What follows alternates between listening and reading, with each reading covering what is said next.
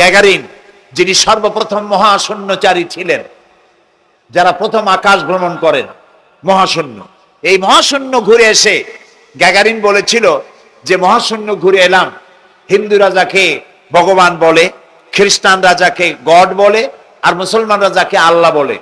আমরা বহু দিনের পর দিন, সপ্তাহের পর সপ্তাহ সারা আকাশটা ঘুরে আসলাম মহাশূন্য, আল্লাহও দেখলাম না, ভগবানও দেখলাম না, আর এই গডও দেখলাম না।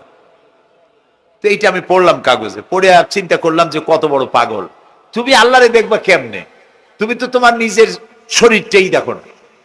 আমরা কি আমাদের শরীর দেখি? সামনের টুক ছাড়া আমাদের মাথাটা কেমন, মাথার তালুটা কেমন, গর্দানের পেছনটা কেমন, আমার পিঠটা কেমন, আয়নার সাহায্য ছাড়া কোনোদিন কি দেখতে পেরেছি? তো নিজের শরীরই তো দেখি না, এই শরীরের স্রষ্টাকে দেখতে চাও, সাহস তো কম না তোমার। কিভাবে দেখবে তাকে?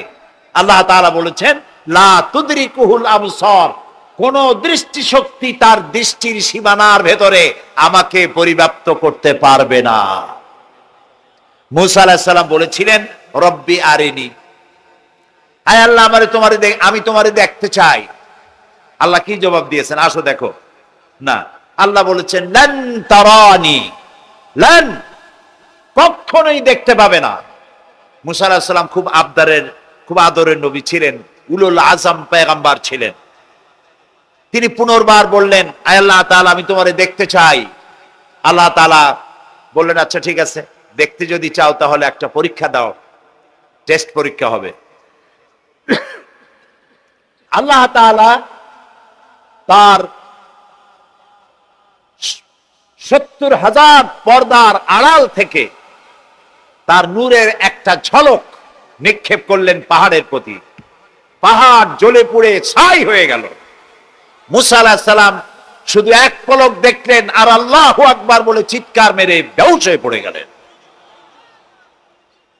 সুতরাং আল্লাহকে দেখা যাবে না এই চর্মচক্ষু দিয়ে, দুনিয়ার এই চোখ দিয়ে আল্লাহকে দেখা যাবে না। লা তুদরিকুহুল আবসার, আল্লাহ পরিষ্কার বলেছেন কোন দৃষ্টি শক্তি তার দৃষ্টির সীমার ভেতরে আমাকে আনতে পারবে না। সুবহানাল্লাহ। তবে জান্নাতের ভেতরে আল্লাহ তাআলা জান্নাতীদেরকে জিজ্ঞেস করবেন, আমি যত নিয়ামতের কথা তোমাদের বলেছিলাম সেই নিয়ামতগুলি জান্নাতে এসে তোমরা পেয়েছো? জান্নাতীরা বলবে আয় আল্লাহ পেয়েছি। আল্লাহ পাক বলবেন ওয়ালাদাইনা মাজিদ, আমার কাছে আরো বেশি আছে।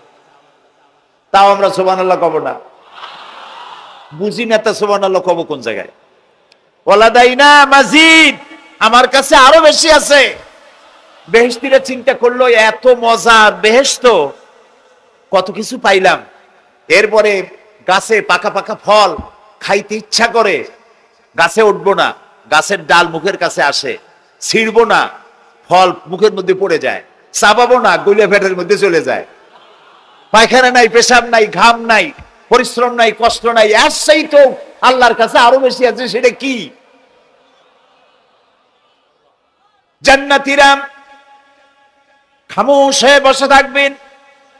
বিশ্বনবী মুহাম্মদ রাসূলুল্লাহ সাল্লাল্লাহু আলাইহি ওয়াসাল্লাম তখন বলবেন হায় আল্লাহ রাব্বুল আলামিন, জান্নাতীরা আমার উম্মতেরা তারা বুঝতেই পারে নাই তোমার কাছে যা বেশি আছে সেটা তারা বুঝতে পারে নাই। হায় আল্লাহ তাআলা, জান্নাতীরা সব নিয়ামত পেয়েছে ঠিক, কিন্তু যার জন্য আরামের ঘুমকে হারাম করে গভীর রাত্রে জেগে জেগে তাহাজ্জুদের নামাজ আদায় করে চোখের পানি ফেললো, যার জন্য জিহাদ করলো, যার আইন কায়েমের জন্য শহীদ হলো, যার জন্য মান ইজ্জত শেষ করলো, হিজরত করলো, কষ্ট করলো, রক্ত দিল, জীবন দিল, সেই আল্লাহকে তারা এখনো দেখতে পারে নাই।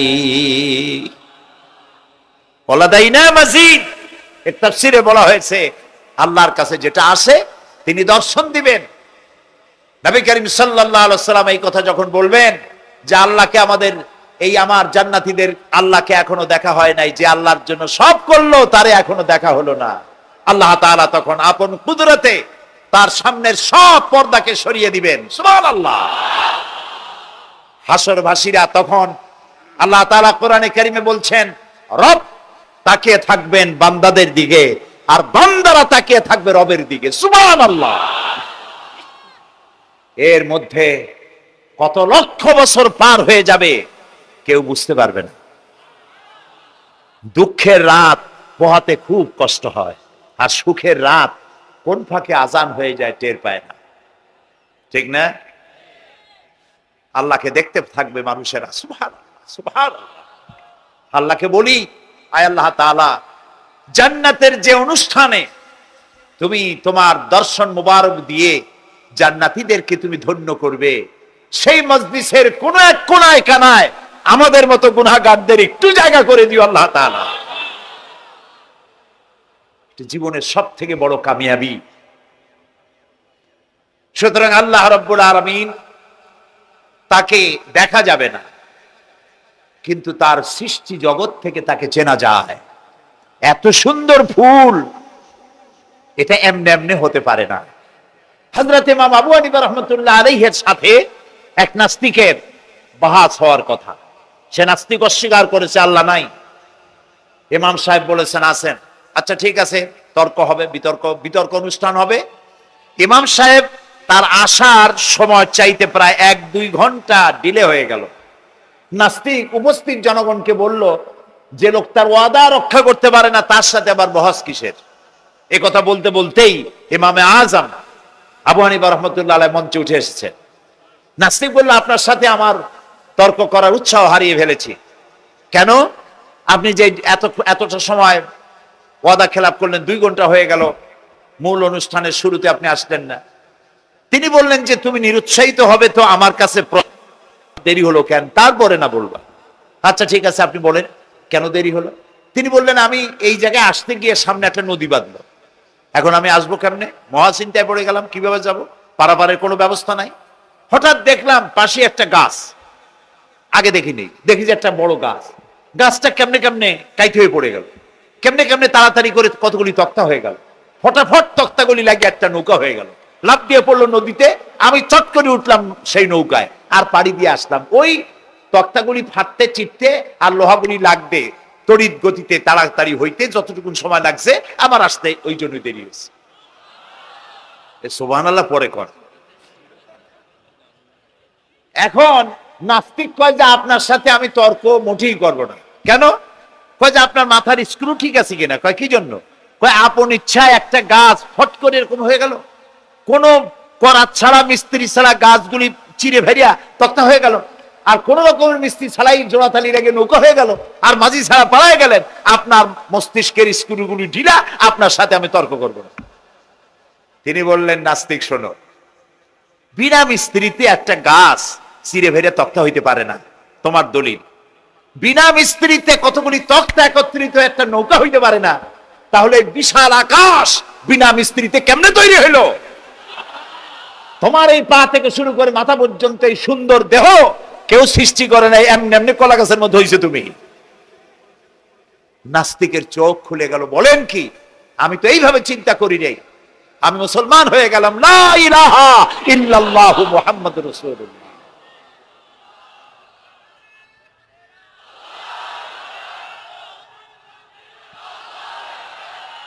আল্লাহ পাকের অস্তিত্বকে বোঝার জন্য তার সৃষ্টি জগৎ যথেষ্ট। সুবহানাল্লাহ বলে। শুধুমাত্র কপাল পোড়া ওরাই আল্লাহরে চেনে না। লক্ষ্য করুন, আপনার আমার পা থেকে শুরু করে মাথা পর্যন্ত কি সুন্দর বিন্যাস করেছেন আল্লাহ তাআলা। সুবহানাল্লাহ। আল্লাহ তাআলা বলেছেন, দেখো, আফালা ইয়ানজুরুনা ইলাল ইবিলি কাইফা খুলিকাত। তোমরা কি দেখো না যে আমি উটকে বানাইছি কেমনে? আল্লাহর আদাত মোবারক, আল্লাহর সিস্টেম, আল্লাহর কুদরত হচ্ছে এই লাঠি দিয়া পিটাইয়া মানুষকে হেদায়েত করার কোন অভিলাষ, কোন ইচ্ছে আল্লাহর নাই। সুবহানাল্লাহ বলুন। আল্লাহ রাসূলকে বলেছেন, ইন্নামা আনতা মুযাক্কিরুন লাস্তা আলাইহিম বিমুসাইতির। হে নবী, আমি আপনাকে উপদেশক করে পাঠিয়েছি পৃথিবীতে, লাঠি মারার জন্য দারোগা করে পাঠাই নাই। সুবহানাল্লাহ। আপনি আল্লাহরে মানবেন না, আল্লাহ একটা ফেরেশতা পাঠাই দেবে পিটাই ওর গর্দানের চামড়া উঠাইবেন না। আল্লাহ বলেন যে দেখো, যুক্তি প্রমাণের মাধ্যমে তুমি আল্লাহকে চিনতে শেখো। নিজের দিকে তাকাও। আচ্ছা, তোমরা উট দেখো নাই? কে বলতেছেন? আল্লাহ বলছেন উট দেখো নাই, আফালা ইয়ানজুরুনা ইলাল ইবিলি কাইফা খুলিকাত ওয়া ইলাস সামায়ে কাইফা রুফিআত। ওই বিশাল আকাশ। আচ্ছা দেখেন তো, এই যে প্যান্ডেলটা, আমাদের দৃষ্টিতে প্যান্ডেলটা বড়, কিন্তু আকাশের দৃষ্টিতে এটা কি? কিছু না, কিছুই না। এই প্যান্ডেলটুকুন তৈরি করতে কয়শো বাঁশ লাগছে দেখছেন তাকাইয়া? আচ্ছা এবার আকাশটার দিকে তাকা, কয়টা খুঁটি আছে? কয়টা খুঁটি আছে? আল্লাহ তাআলা বলছেন আনতুম আশাদ্দু খালকান আমিস সামাউ বানাহা। তোমারে বানানো কঠিন না ওই বিশাল আকাশটা বানানো কঠিন? তো অত বড় আকাশটাই তো আমি বানাইছি। কে বলতেছেন? আল্লাহ তাআলা। আল্লাহ বলছেন আফালা ইয়ানজুরুনা ইলাল ইবিলি কাইফা খুলিকাত। উট বানাইছি কেমনে দেখো নাই? এইটা নিয়ে মুফাসসিরিনে কেরাম অনেক তাফসীর করেছেন। কেউ বলেছেন আল্লাহ তাআলা এই জন্য এটা বলেছেন যে উটের দুইটা হাঁটু। সমস্ত প্রাণীর হাঁটু কয়টা? কয় দুইটা। আপনার কি দুইটা হাঁটু? একটু বুঝে শুনে জবাব দেন। আমাদের হাঁটু কয়টা? গরুর কয়টা? হাতির কয়টা? সব প্রাণীর হাঁটু একটা, উটের হাঁটু দুইটা। তারপর উট মরুভূমিতে থাকে, মরুভূমির জাহাজ, অনেক কথা অনেকে বলেছে। কিন্তু একজন চিকিৎসা বিজ্ঞানী কোরআনে কারীমের এই আয়াত পড়ে তিনি চিন্তা করলেন আল্লাহ উটের কথা কইলেন কেন, যে কেমনে বানাইছি দেখো নাই, নিশ্চয় ওর মধ্যে কিছু আছে। সে উটকে চেরাফারা করলো, উটকে অপারেশন করে, সার্জিক্যাল অপারেশন করে তারপরে তিনি আবিষ্কার করলেন। শুনুন কি আবিষ্কার করলেন তিনি? তিনি আবিষ্কার করলেন পৃথিবীর সমস্ত মানুষেরা, সমস্ত প্রাণী জগৎ পানি পান করে আর সবটা পেশাব করে বের করে দেয়। উট একমাত্র প্রাণী পানি পান করার পর সবটা খাইয়া হজম করে না। তার লাঞ্চের কাছে আলাদা একটা চেম্বার আছে, ওই চেম্বারে কিছুটা পানি সেখানে সে রিজার্ভ রাখে। গেল এক নম্বর। দুই নম্বরে পাওয়া গেল অক্সিজেন। প্রাণী জগৎ বাতাস থেকে অক্সিজেন গ্রহণ করে আর কার্বন ডাই অক্সাইড করে এটাকে বের করে দেয়। উট একমাত্র প্রাণী অক্সিজেন যতটা গ্রহণ করে ততটা ছেড়ে দেয় না, ওর থেকে কিছুটা জমা করে রাখার জন্য তার বুকের মধ্যে একটা জায়গা আল্লাহ একটা চেম্বার তৈরি করেছেন, ওখানে অক্সিজেন জমা থাকে, একদিকে পানি আর একদিকে অক্সিজেন শ্বাস প্রশ্বাসের জন্য। কারণ কি? কারণ হলো মরুভূমিতে বালুর ঝড় হয়, যাকে আরবিতে বলা হয় সাইমুম, বালুর ঝড়। এই ঝড় যখন শুরু হয় তখন একটানা ঝড় চলতে থাকে 2 দিন 3 দিন 1 সপ্তাহ চলতে থাকে। মানুষেরা টের পেয়ে যার যার আশ্রয় গ্রহণ করে। উট তো মরুভূমিতে চড়ে বেড়ায়, সে এইটাকে পালাবে কোথায়? সে বাঁচবে কি করে মরু ঝড়ের মধ্যে? মরু বালির ঝড়, বৃষ্টির মতো বালি পড়ে গাড়ি ডুবে যায়, পাহাড় ডুবে যায়, এই অবস্থা হয়ে যায়। উট বাঁচবে কি করে? আল্লাহ রাব্বুল আলামিন উটের দেহ তৈরি করার সময় এমন ব্যবস্থা করে দিলেন, উট যখন টের পায় বালুর ঝড় হবে, সঙ্গে সঙ্গে তার সামনের 2টা পাও দিয়া বালু সরায় দিয়া তার মাথার গলার অর্ধেকটা বালুর মধ্যে ঢুকায় দিয়া 5 দিন 7 দিন যেন থাকতে পারে, পানি আর অক্সিজেনের জন্য, সে যেন মারা না যায়। এর জন্য আল্লাহ রাব্বুল আলামিন তার বুকের মধ্যে পানি আর অক্সিজেন রাখার ব্যবস্থা করেছেন। আফালা ইয়ানজুরুনা ইলাল ইবিলি কাইফা খুলিকাত। কেমনে উট বানাইছি দেখো নাই? সুবহানাল্লাহ বলে। আল্লাহ রাব্বুল আলামিন তার এই বিশাল সৃষ্টি, আকাশ জমিন গাছপালা তরু লতা কীট পতঙ্গ সাগর নগর সব তৈরি করে তারপরে আল্লাহ তাআলা বলছেন এবার তাকাও আমার আকাশের দিকে, তাকাও আমার জমিনের দিকে। আল্লাযী খালাকা সাবা সামাওয়াতিন তিবাকা মা তারা ফি খালকির রহমানি মিন তাফাউত। তাকাও আমার আকাশের দিকে, তাকাও আমার জমিনের দিকে।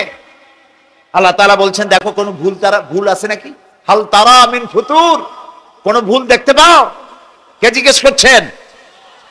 তাকাও আকাশের দিকে, দেখো জমিনের দিকে, দেখো হাল তারা মিন ফুতুর, কোন ভুল দেখতে পাও? আল্লাহ তাআলা বলেন বারবার তাকাও, বারবার তাকাও।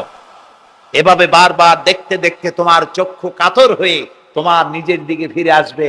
আমার সৃষ্টি নৈপুণ্যতার ভেতরে কোনো ভুল খুঁজে পাবে না। পা থেকে শুরু করে মাথা পর্যন্ত আমরা একটু খেয়াল করি তো, আমাদের পায়ের তালুর চামড়া যেরকম পায়ের পিঠের চামড়া কি ওরকম? আমাদের পায়ের পিঠের চামড়া যেরকম, ওইটা যদি হতো পায়ের তলায়, তাহলে প্রতি 3 দিন অন্তর 2 দিন অন্তর পায়ে হাফসুল করা লাগতো জুতার মতো, ঠিক না?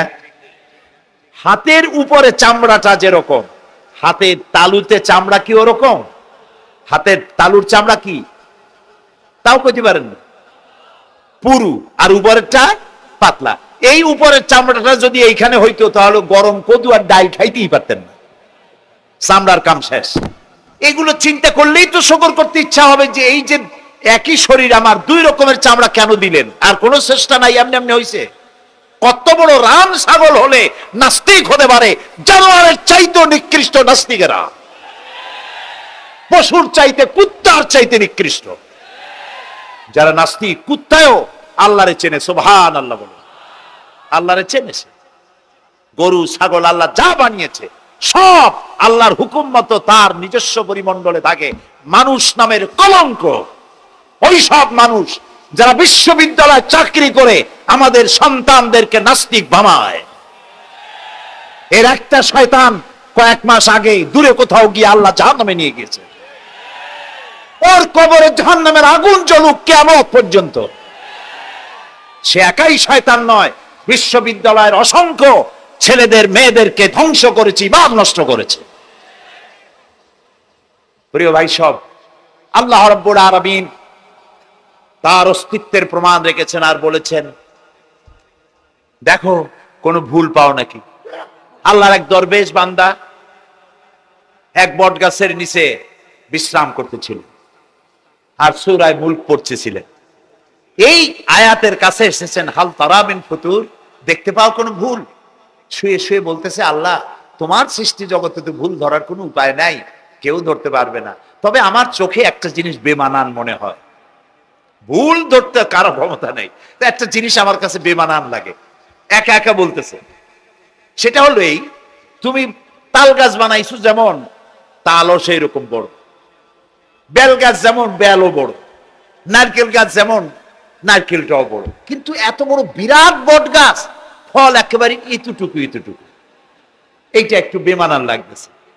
এই চিন্তা করতেছে দরবেশ সাহেব, হঠাৎ করে একটু বাতাস এসে গাছের ডাল আন্দোলিত হয়েছে, একটা আধা পাকা বটের ফল অনেক উঁচু থেকে ছিঁড়ে এসে দরবেশের নাকের উপরে পড়ছে, নাকটা জ্বলে উঠছে। দরবেশ সাহেব বলছে, আস্তাগফিরুল্লাহ, আল্লাহ এটা তো ফল না, এটা আমার চিন্তার জবাব। আমি চিন্তা করতেছি গাছ আনমান ফল হয় নাই, তাল গাছ যেমন ফল যেমন, বট গাছ যেমন ফল যদি ওই আকারে হইতো, ফলটা যে পজিশন নিয়ে আমার নাকে পড়ছে, এতে তো আমার নাকও যাইতো মাথাও যাইতো। সুতরাং আল্লাহ রাব্বুল আলামিন তার সৃষ্টি জগৎকে আপন কুদরত দিয়ে সুন্দর করে সৃষ্টি করেছেন। ভাগ্যবান তারা যে আল্লাহকে স্বীকার করে 5 ওয়াক্ত নামাজে আল্লাহকে সেজদা দেয়, সুবহানাল্লাহ। আর শিক্ষক নামের, শিক্ষিত নামের কলঙ্ক ওই সব মুসলমান যারা মুসলমানের ঘরে জন্মগ্রহণ করে নিজেকে নাস্তিক বলে পরিচয় দেয়, নিজেকে যারা বামপন্থী বলে পরিচয় দেয়। মুসলমান তা আবার বামপন্থী, আস্তাগফিরুল্লাহ। কোরআনে কারিমে আল্লাহ তাআলা বলেছেন, আসহাবুল ইয়ামিন আসহাবুশ শিমাল, ডানপন্থী আর বামপন্থী। রাসূলুল্লাহ বলেছেন, বাম হাতে খায় শয়তান, তোমরা বাম হাতে খাবা না। বাম দিকের কামটাই শয়তানের, বাম দিকের কাম কার? জোরে বলেন। এই জন্য রাস্তা দিয়ে হাঁটবেন ডান দিক দিয়ে হাঁটেন, কিছু খাইবেন ডান দিক দিয়ে খান, কিছু শুরু করবেন ডান দিক দিয়ে করেন। মুসলমানের কাজ সব ডান, ডানপন্থীদের নেতা পয়গম্বরেরা সব ডানপন্থীদের নেতৃত্ব দিয়ে আল্লাহ রাব্বুল আলামিন কিয়ামতের দিন ডানপন্থীদের নিয়ে আল্লাহর নবীরা জান্নাতে চলে যাবে। আর বামপন্থীদের নেতা শয়তান, বামপন্থীদেরকে শয়তানের নেতৃত্ব দিয়ে সবগুলিকে জাহান্নামে নিয়ে যাবে। এই জন্য দেখবেন বামপন্থীদের যত নেতা আছে, একটা নেতাও মসজিদে যায় না, নামাজ পড়ে না। প্রিয় ভাই সব, কপাল পোড়া না হলে কোন মুসলমানের সন্তান বামপন্থী আন্দোলন করতে পারে না। হতভাগ্য, নিকৃষ্ট, জঘন্য। আল্লাহ এদেরকে হেদায়েত করুন, বলেন আমিন। জোরে বলেন আমিন। ওরা নামাজে নাই, রোজায় নাই, আল্লাহ নাই, রসুলে নাই, পরকালে নাই, মক্কায় নাই, মদিনায় নাই, ঠিক কিনা? আল্লাহ হেদায়েত নসিব করুন, বলেন আমিন। তাহলে তিনটি পুঁজির কথা বলেছিলাম, তার মধ্যে প্রথম পুঁজি হলো আল্লাহর কি বিশ্বাস করতে দেখি? অস্তিত্বকে বিশ্বাস করা। এই অস্তিত্বের উপরে আমি আর আলোচনা করতে চাই না। আমরা বিশ্বাস করি আল্লাহ আছেন, ঠিক না? আচ্ছা, এবার প্রশ্ন করি, আল্লাহ আছেন, কোথায় আছেন? আচ্ছা, বুঝতে পারছি আপনাদের মধ্যে ইখতিলাফ হয়ে গেছে। কেউ বলছেন সব জায়গায়, কেউ বলছেন আরশে, কেউ বলছেন আকাশে। আর যারা বেশি বুদ্ধিমান তারা কোনো জবাব দেন নাই, চিন্তা করছেন কোনটা কইয়ে কোন জ্বালায় পড়ি। আল্লাহ রাব্বুল আলামিন কোথায় আছেন সেই প্রশ্ন আল্লাহ কি করা দরকার? আল্লাহ আপনি কোথায় আছেন, এই প্রশ্ন আমরা করার আগে আল্লাহ রাব্বুল আলামিন কোরআনে কারীমের মধ্যে জবাব দিয়ে দিয়েছেন, আর রাহমানু আলাল আরশিস ইসতাওয়া। সুবহানাল্লাহ। আল্লাহ সব জায়গায় আছেন এ কথা ঠিক নয়। কেন ঠিক নয় সেটাও বুঝাই দেই। সব জায়গা বলতে তার মধ্যে তো টয়লেটও আছে। সব জায়গা বলতে আরো বহুত খারাপ জায়গা আছে, আমি সে জায়গাগুলির নাম নিলাম না। তাহলে আল্লাহ কি সেসব জায়গা আছেন? বলেন নাউজুবিল্লাহ। আল্লাহ নিজেই বলছেন আল্লাহ আছেন আরশে ইসতাওয়া। আল্লাহ আছেন কোথায়? আরশে।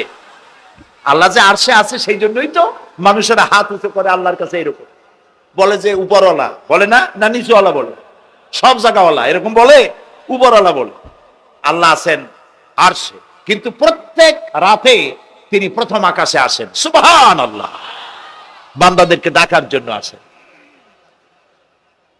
আল্লাহ সর্বত্র জ্ঞান রাখেন। তার ইলমের মধ্যে এক চুল পরিমাণ জায়গা আকাশেও নাই, জমিনেও নাই যে আল্লাহ রাব্বুল আলামিন ওই জায়গাটুকুন সম্পর্কে তাৎক্ষণিকভাবে অবহিত নন। এমন এক চুল পরিমাণ জায়গা আকাশেও নাই, জমিনেও।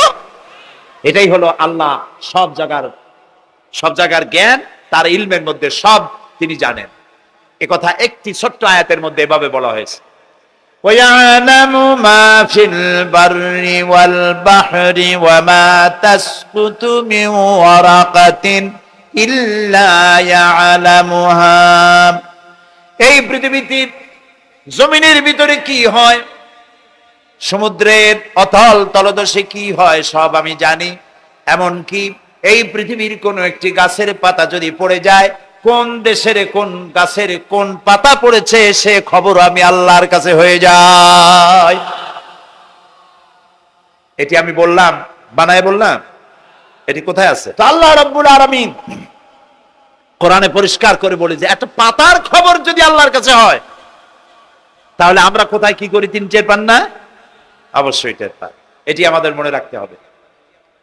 তো আল্লাহ তাআলা, তার উপরে আমাদের বিশ্বাস হচ্ছে এই যে তিনি আরশে ইস্তাওয়া, আরশে আছেন, এবং তিনি না জানেন, না দেখেন এমন কিচ্ছু নাই, না শোনেন এমন কিচ্ছু নাই।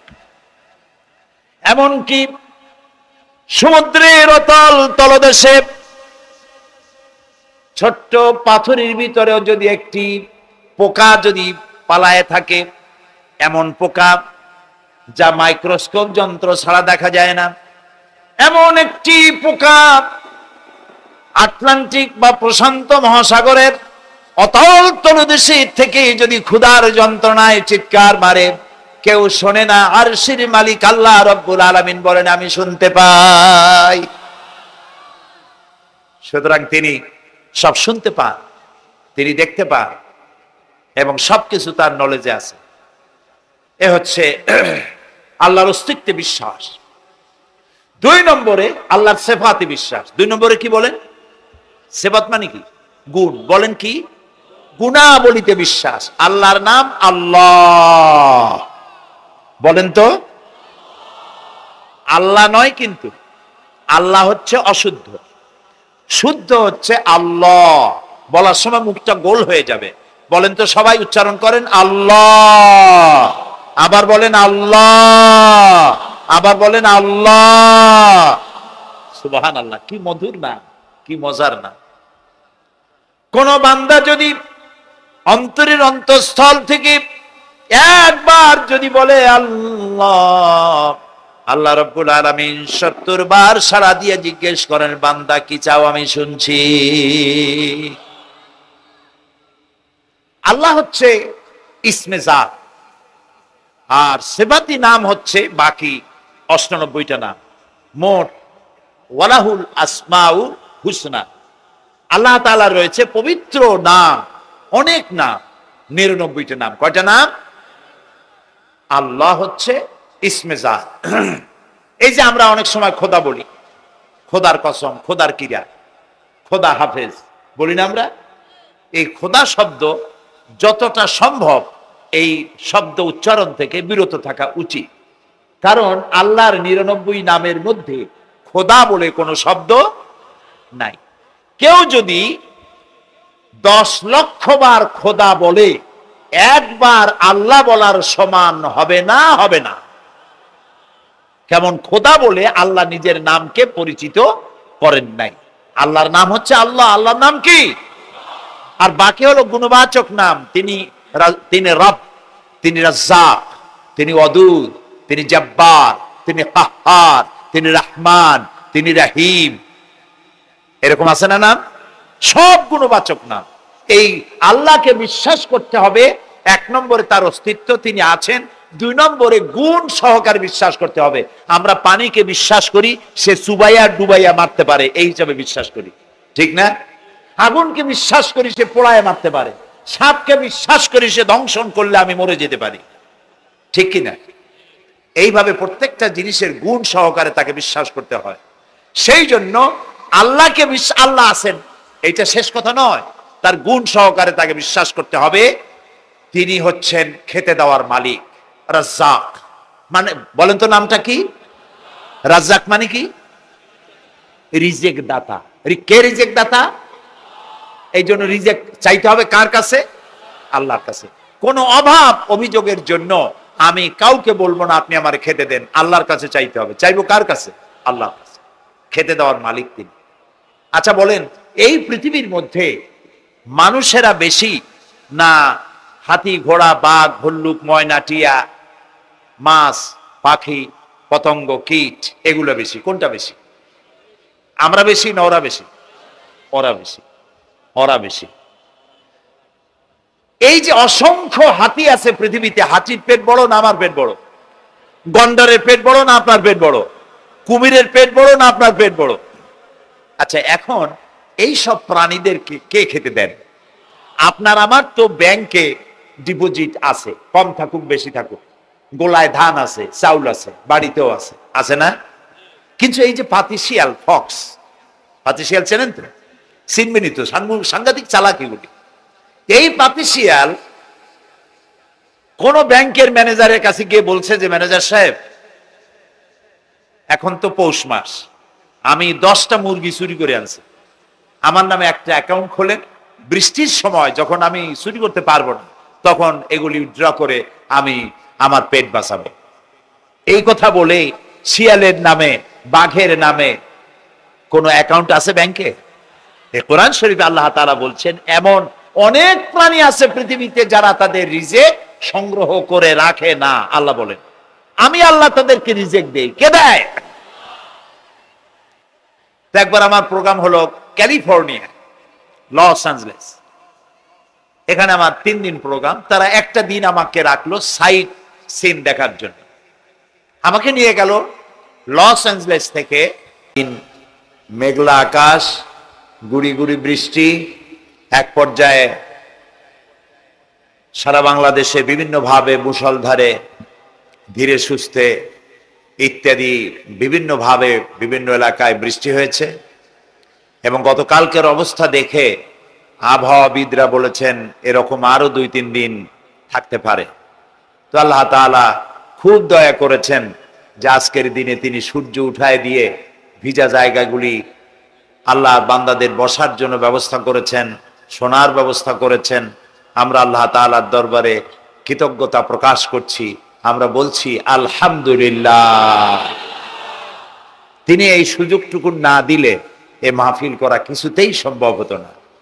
বিশাল আয়োজন, কোরআনে কারিমের তাফসীরুল কোরআন বাস্তবায়ন কমিটি টঙ্গী, তারা খুব দারাজ দিল, অনেক বড় মনের পরিচয় দিয়ে কষ্ট করে পরিশ্রম করে বিশাল আয়োজন করেছেন। একদিনের মাহফিলের জন্য আয়োজন অনেক বড়, তবে যে বিষয়ে আলোচনা সে বিষয়ের আয়োজনে কিছুই না। বিষয় হচ্ছে আল্লাহর কোরআন। বিষয় কি? আল্লাহর কোরআন। সারা পৃথিবীর সব কিছু এর পেছনে খরচ করলেও এর হক আদায় করা সম্ভব নয়। টঙ্গীবাসী তারা সুন্দর আয়োজন করেছেন। মাল্লাম ইয়াশকুরিন নাস ফালাম ইয়াশকুরিল্লাহ, ক্বালা নবী সাল্লাল্লাহু আলাইহি ওয়াসাল্লাম। নবী করিম সাল্লাল্লাহু আলাইহি ওয়াসাল্লাম বলেছেন, যে ব্যক্তি আল্লাহ তাআলার, যে ব্যক্তি মানুষের কৃতজ্ঞতা স্বীকার করে না, সে আল্লাহর কৃতজ্ঞতা ও শকর আদায় করে না। সুতরাং আমরা তাদের কৃতজ্ঞতা প্রকাশ করছি যারা এই সুন্দর প্যান্ডেল করে মঞ্চ তৈরি করে মানুষকে দাওয়াত দিয়েছেন, পরিশ্রম করেছেন। আল্লাহ তাআলা তাদেরকে জাযায়ে খায়ের দান করুন ফিদ দুনিয়া ওয়াল আখিরা। আমরা আমিন বলবো না নাকি? আমিন। আল্লাহ কবুল করুন।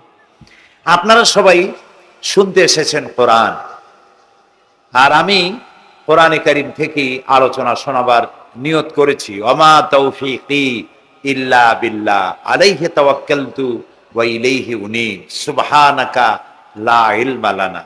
আসলে তো ইলম নাই, আল্লাহর কাছে সাহায্য কামনা করি, তিনি যেন বলার তৌফিক দান করেন, এমন কিছু কথা বলার যা আমার জন্য কল্যাণকর, যারা শুনবেন তাদের জন্য কল্যাণকর, এমন কিছু কথা আল্লাহ যেন বলার তৌফিক দেন। আমরা বলি আমিন।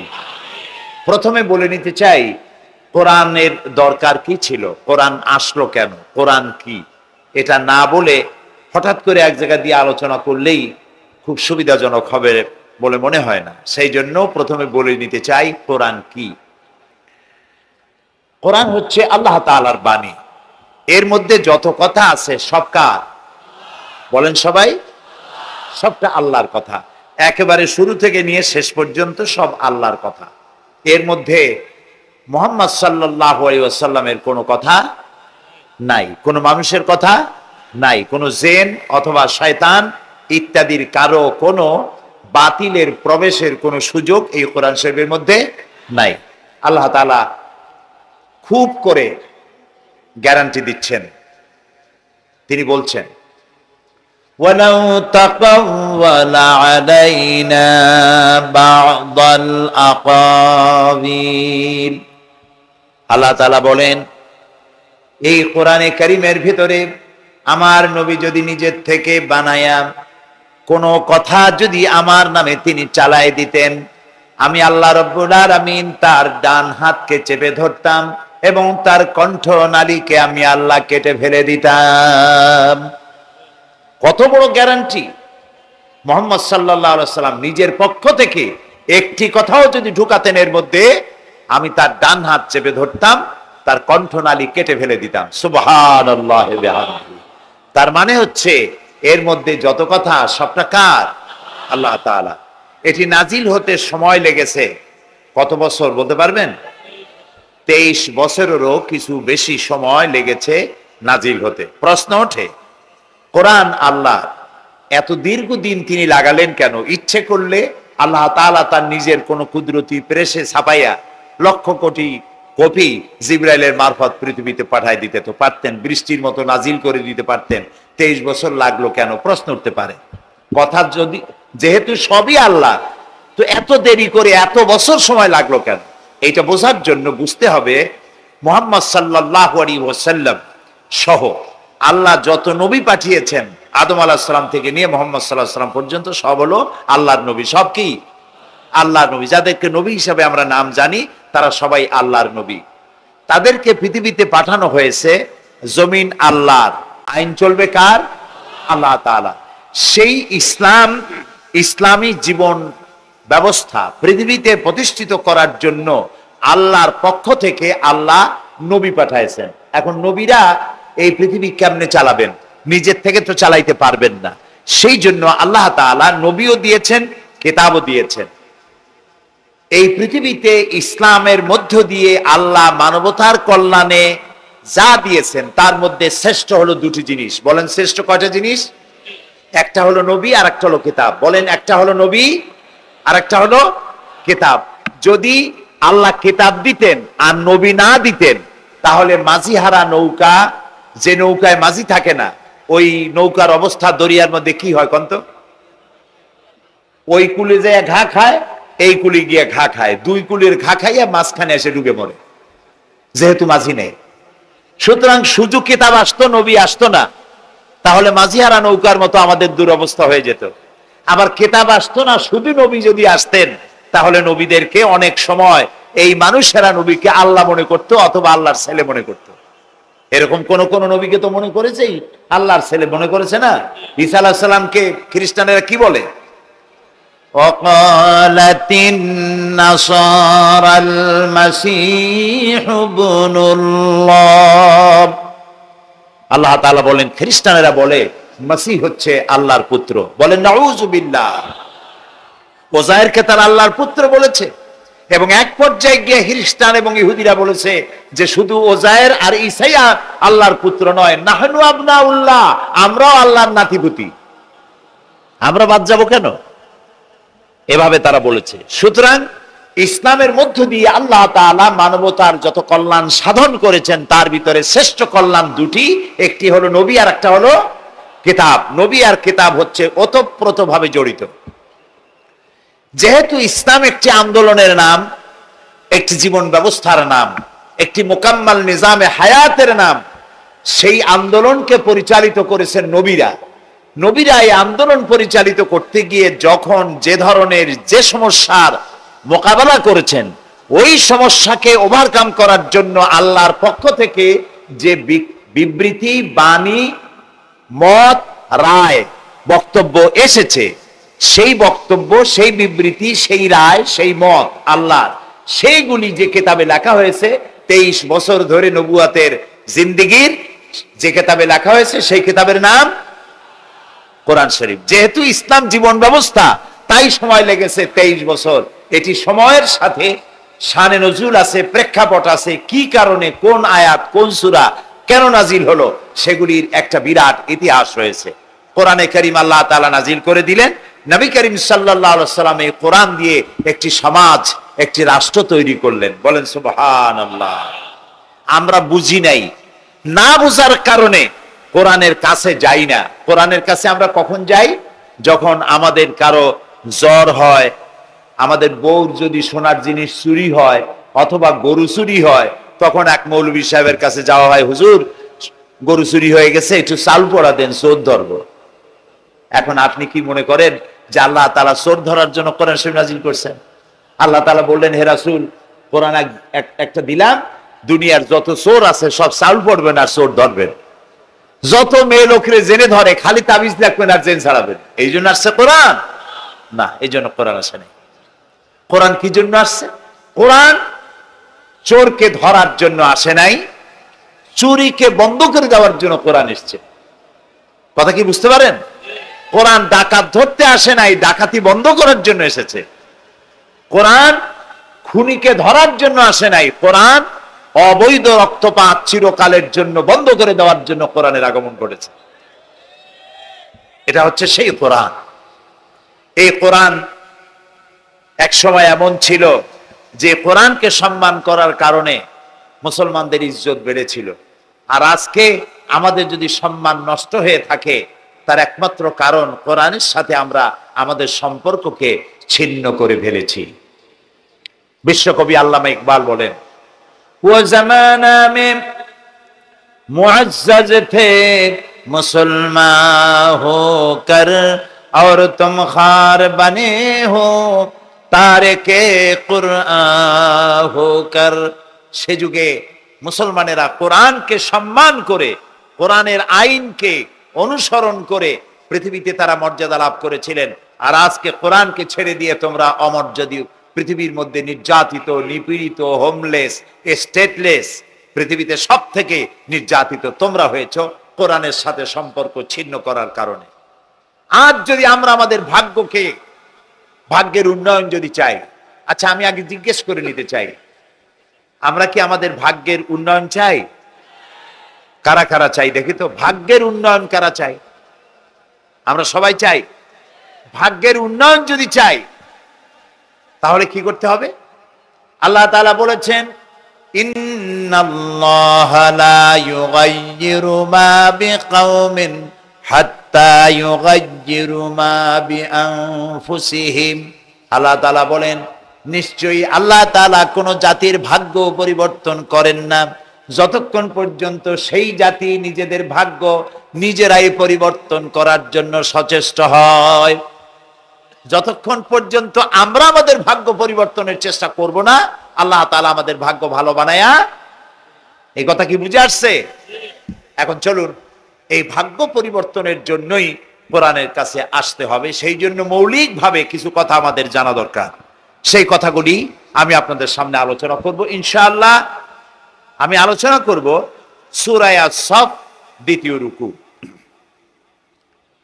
আল্লাহ তাআলা সূরা আস-সাফের দ্বিতীয় রুকুতে বলছেন, ইয়া আইয়ুহান্নাযীনা আমানু হাল আদুল্লুকুম আলা তিজারাতিন তুনজিকুম মিন আযাবিন আলীম তু'মিনুনা বিল্লাহি ওয়া রাসূলিহি ওয়া তুজাহিদুনা ফি সাবিলিল্লাহি বিআমওয়ালিকুম ওয়া আনফুসিকুম যালিকুম খায়রুল লাকুম ইন কুনতুম তা'লামুন।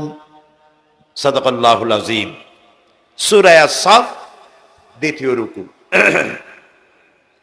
আল্লাহ তাআলা বলছেন, হে বিশ্বাসীরা, তোমরা যারা ঈমান এনেছো শোনো। হাল আদুল্লুকুম আলা তিজারাতিন তুনজিকুম মিন আযাবিন আলীম। আমি কি তোমাদেরকে এমন একটা ব্যবসায়ের কথা বলবো না যে ব্যবসায় তোমাদেরকে জাহান্নামের কঠিন শাস্তি থেকে রক্ষা করবে? এমন একটা ব্যবসার কথা বলবো না? তার মানে অবশ্যই বলবো। সুবহানাল্লাহ বলেন। এ কথা কে বলছেন? আল্লাহ তাআলা। তোমরা যাতে জাহান্নাম থেকে বাঁচতে পারো সেজন্য আমি একটা ব্যবসার কথা বলবো। সাধারণত মানুষের আশা হলো দুইটা। মানুষের আশা কয়টা? দুইটা। একটা হলো দুনিয়ায় শান্তি চাই, আখেরাতে মুক্তি চাই। দুনিয়ায় কি চাই বলেন জোরে? আর আখেরাতে কি? কিসের থেকে মুক্তি?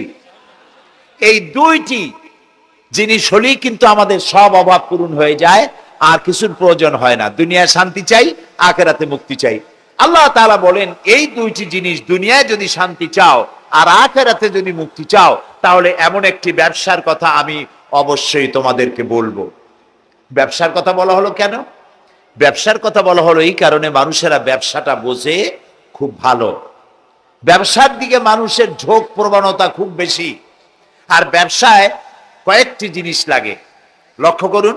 ব্যবসার জন্য প্রথমে লাগে পুঁজি। শুধুমাত্র পুঁজি ইনভেস্ট করে যদি বসে থাকেন তাহলে ব্যবসায় লাল বাতি জ্বলবে। ব্যবসার জন্য এক নম্বরে লাগবে পুঁজি, 2 নম্বরে লাগবে পরিশ্রম, 3 নম্বরে লাগবে অভিজ্ঞতা, 4 নম্বরে লাগবে প্রচেষ্টা, কষ্ট, শ্রম। এই জিনিসগুলি যদি আপনি কাজে লাগাতে পারেন তাহলে ব্যবসায় লাভ হওয়ার সম্ভাবনা আছে, লস হওয়ারও সম্ভাবনা আছে। ব্যবসা করলেই যে লাভ হবে তা কিন্তু নয়, লসের সম্ভাবনা আছে না? কথা বলেন, আছে না? আল্লাহ রাব্বুল আলামিন বলেন, আমার সঙ্গে যে ব্যবসা তোমরা করবে ওই ব্যবসাটা হবে তিজারাতান লান তাবুর। আমার সঙ্গে যে ব্যবসা হবে সেই ব্যবসায় কোনো নোকসান নাই, শুধু লাভ আর লাভ। সুবহানাল্লাহ। শুধু লাভই হবে, কোনো নোকসান নাই। আমার সাথে যে ব্যবসাটা তোমরা করবা, এই ব্যবসার মধ্যে 3টা পুঁজি লাগবে। আল্লাহর সাথে ব্যবসার জন্য পুঁজি লাগবে কয়টা? আমি সেই 3টি পুঁজির কথা আপনাদের সামনে বলবো। বলেন ইনশাআল্লাহ। 1 নম্বর পুঁজি, আল্লাহ বলছেন এই ব্যবসাটার পুঁজি লাগবে 3টা। তুমিনুনা বিল্লাহি ওয়া রাসূলিহি ওয়া তুজাহিদুনা ফি সাবিলিল্লাহি বিআমওয়ালিকুম ওয়া আনফুসিকুম। একটি হলো আল্লাহর প্রতি ঈমান, 2 নম্বরে রাসূলের প্রতি ঈমান, 3 নম্বরে জান আর মাল দিয়ে জিহাদ করা আল্লাহর রাস্তায়। ইন কুনতুম তা'লামুন, যদি তোমরা ইসলাম বুঝে থাকো, এরই মধ্যে তোমাদের জন্য রয়েছে কল্যাণ, এর মধ্যেই কল্যাণ নিহিত। প্রিয় ভাই সব, 3টি পুঁজি যদি আমরা খাটাতে পারি তাহলে দুনিয়াও শান্তি পাবো, আখেরাতেও বলেন মুক্তি পাবো। চলুন সেই তিনটে জিনিসকে জানার জন্য চেষ্টা করি। এক নম্বর হচ্ছে আল্লাহর প্রতি ঈমান। জোরে বলেন, এক নম্বরে কি? তুমিনুনা বিল্লাহ। আপনারা বলবেন এটা তো কোনো নতুন কথা নয়, এটা তো আমরা জানি। হ্যাঁ, আমরাও জানি আল্লাহর প্রতি আমরা সবাই ঈমান এনেছি। এইখানে যত লোক বসা আছি আমরা আল্লাহর উপর ঈমান এনেছি কিনা বলেন? এটা এমন একটা প্রশ্ন যে জবাব না দিয়ে মুখ বুঝে থাকা কুলক্ষণ। আমরা আল্লাহর উপর ঈমান এনেছি কিনা? এনেছি। কিন্তু ঈমান আনার জন্য 4টি শর্ত আছে। আল্লাহর প্রতি ঈমান আনার জন্য কয়টা শর্ত? 4টি শর্ত মুখস্থ করুন। 1 নম্বর হচ্ছে আল্লাহর জাতে বিশ্বাস, আল্লাহর 2 নম্বরে সিফাতে বিশ্বাস, 3 নম্বরে কুদরতে বিশ্বাস, 4 নম্বরে হুকুম আহকামে বিশ্বাস। বাংলায় বলি, 1 নম্বরে হচ্ছে আল্লাহর অস্তিত্বে বিশ্বাস, 2 নম্বরে আল্লাহর গুণাবলীতে বিশ্বাস, 3 নম্বর আল্লাহর ক্ষমতায় বিশ্বাস, 4 নম্বর আল্লাহর আদেশ নিষেধে বিশ্বাস। এই 4টি শর্ত পূরণ করতে পারলে আল্লাহর উপরে ঈমান এনেছি এই দাবির যথার্থতা প্রমাণ হবে। চলুন একটু বিশ্লেষণে যাই। আল্লাহর প্রতি ঈমান কথাটা কি? 1 নম্বর হচ্ছে আল্লাহর অস্তিত্বে বিশ্বাস করা। আল্লাহ রাব্বুল আলামিন তিনি এক এবং একক। আমাদের জীবনের ঈমান আনয়নের জন্য সর্বপ্রথম যে স্লোগান আমাদেরকে দিতে হয়েছে সেই স্লোগান হলো লা ইলাহা ইল্লাল্লাহু মুহাম্মাদুর রাসূলুল্লাহ। আদম আলাইহিস সালাম থেকে শুরু করে মুহাম্মদ সাল্লাল্লাহু আলাইহি সাল্লাম পর্যন্ত সমস্ত নবীদের স্লোগান কয় রকম ছিল বলেন? এক রকম। সকলেই দাওয়াত দিয়েছে। আদম আলাইহিস সালাম যে দাওয়াত, নূহ আলাইহিস সালাম, ইব্রাহিম আলাইহিস সালাম, ইউসুফ আলাইহিস সালাম, মুসা আলাইহিস সালাম, সব নবী একই দাওয়াত। বলেন সবাই, লা ইলাহা ইল্লাল্লাহ, লা ইলাহা। নাই? একটু জোরে পড়েন, লা ইলাহা ইল্লাল্লাহ, লা ইলাহা, লা ইলাহা।